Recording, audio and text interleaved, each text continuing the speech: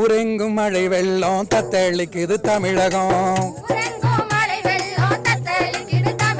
இது யாரோட குத்தமின்னு கேட்காதே சிறைவாசம்.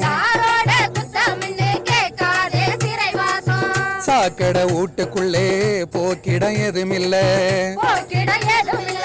பார்க்க வந்த அம்மாவோட காரு கூட நனையவில்லை. பொங்கி தின்ன வழி இல்ல, பொட்டலந்தான் கெதி இல்ல. போயஸ் ராணி ஆட்சியில போட்டோவுக்கு குறைச்சல் இல்ல.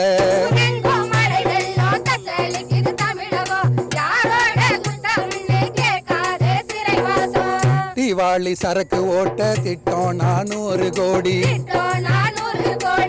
தேட்டரை வளர்ச்சி போட திட்டம் 1000 கோடி. தண்ணியில மிதந்து மிதந்து தமிழகமே டெட் பாடி.